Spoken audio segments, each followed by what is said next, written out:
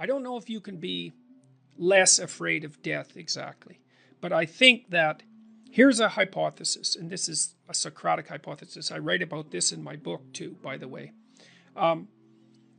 Maybe if you live your life thoroughly, right? You take use of the advantages, make use of the advantages that are put in front of you, make use of your talents, say yes to things, tell the truth, like stand up and get at it, assuming that you can do that, because some people are very ill and hurt, but assuming you can do that, I think the only way to combat fear of death is to live fully.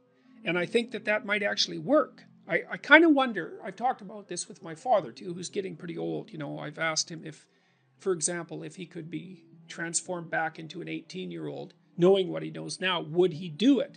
And he was ambivalent about that. He didn't say no, but he didn't say yes. And we talked about this idea that if you lived your life fully, maybe that would be good enough.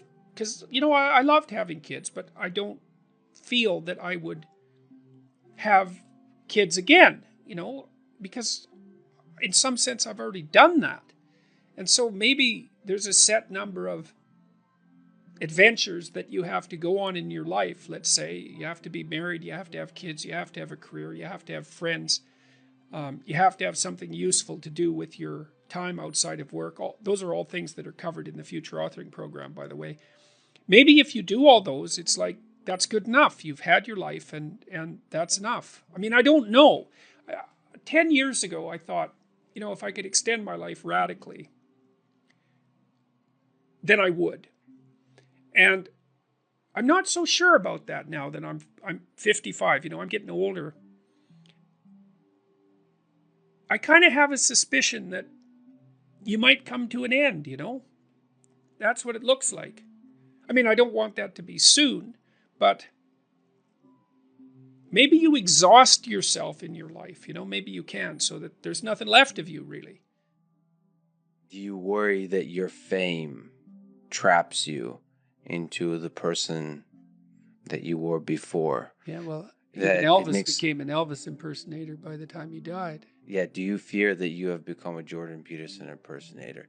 Do you fear of, in some part, becoming the famous suit-wearing, brilliant Jordan Peterson? The certainty in the pursuit of truth, always right. I think I worry about it more than anything else. I hope I do. I better. Has fame, to some degree, when you look at yourself in the mirror, in the quiet of your mind, has it corrupted you? No doubt, in some regard. I mean, it's a very difficult thing to avoid, because things change around you. People are much more likely to do what you ask, for example, right? And so that's a danger, because one of the things that keeps you dying properly is that people push back against you optimally. This is why so many celebrities spiral out of control, especially the tyrannical types that, say, run countries. Everyone around them stops saying, yeah, you're deviating a little bit there. They laugh at all their jokes. They open all their doors. They always want something from them. The red carpet's always rolled out. It's like, well, you think, wouldn't that be lovely? It's, well, not if the red carpet is rolled out to you while you're on your way to perdition. That's not a good deal. You just get there more efficiently. And so one of the things that I've tried to learn to manage is to have people around me all the time who are critics, who are saying, yeah, I could have done that better, and you're a little too harsh there, and you're alienating people unnecessarily there, and you should have done some more background work there. And I think the responsibility attendant upon that increases as your influence increases. And as your influence increases, then that becomes a lot of responsibility. And then maybe have an off day. And here's an example. I've been writing some columns lately about things that perturb me, like the forthcoming famine, for example. And it's hard to take those problems on. It's difficult to take those problems on in a serious manner, and it's frightening. And it would be easier just to go up to the cottage with my wife and go out on the lake and watch the sunset. And so I'm tempted to draw on anger as a motivating energy to help me overcome the resistance to doing this. But then that makes me more harsh and judgmental in my tone when I'm reading such things, for example, on YouTube, than might be optimal. Now, I've had debates with people about that, because I have friends who say, no, if you're calling out the environmentalist globalists who are harassing the Dutch farmers, then a little anger is just the ticket. But then others say, well, you don't want to be too harsh because you alienate people who would otherwise listen to you. It's like, that's a hard balance to get right. But also maybe anger hardens your mind to where you don't notice the subtle, quiet beauty of the world. The quiet love that's always there, that permeates everything. Sometimes you can become deeply cynical about the world if it's the Nietzsche thing. Yeah. Battle not with monsters, lest ye become a monster. Yeah. And if you gaze into the abyss gazes also into you. Right. But I would say, bring it on. Right? Because that's why I also say, knowing that he's absolutely right, but if you gaze into the abyss long enough, you see the light, not the darkness. Are you sure about that? I'm betting my life on it. Yeah, that's a heck of a bet. Well, that's because it might distort your mind to where all you see is abyss. Is abyss. Yeah. Is the evil in this world. Well, then I would say you haven't looked long enough. That's back to the swords, the flaming swords. It's like, so I said the whole story of Christ was prefigured in that image. It's like the story of Christ psychologically is radical acceptance of the worst possible tragedy. That's what it means. That's what the crucifix means. Psychologically, it's like gaze upon that which you are most afraid of. But that story doesn't end there, because in the story, Christ goes through death into hell. So death isn't enough. The abyss of innocent death is not sufficient to produce redemption.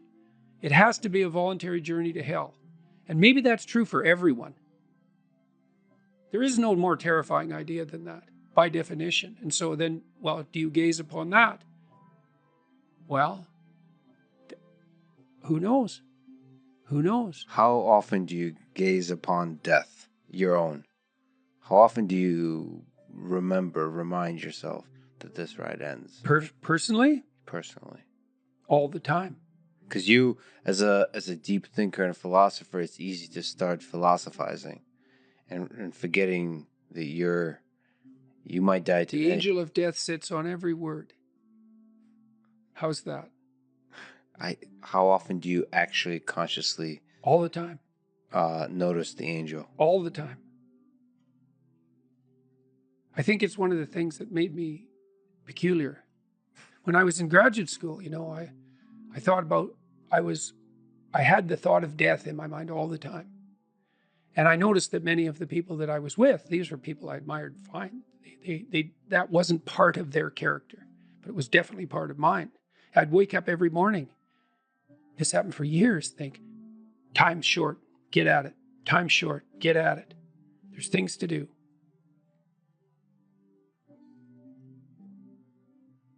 And so that was always, it's still there. And it's still there I would say, and it's unbearable in some sense.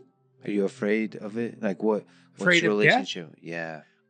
I was ready to die a year ago. And not casually. I had people I loved,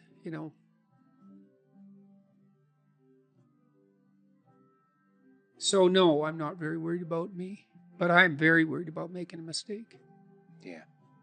I heard Elon Musk talk about that a couple of months ago. It was really a striking moment. Someone asked him about death, and he said, just offhand, and then went on with the conversation. He said, that'd be a relief. And then he went on with the conversation. And I thought, well, he's got a lot of weight on his shoulders. I'm sure that part of him thinks, it'd be easier just if this wasn't here at all.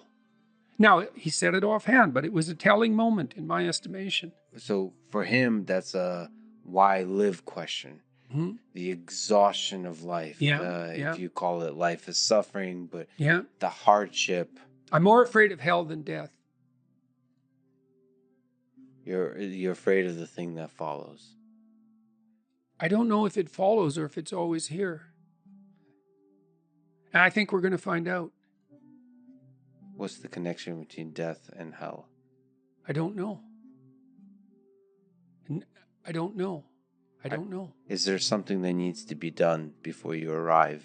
You're more likely to die terribly if you live in a manner that brings you to hell.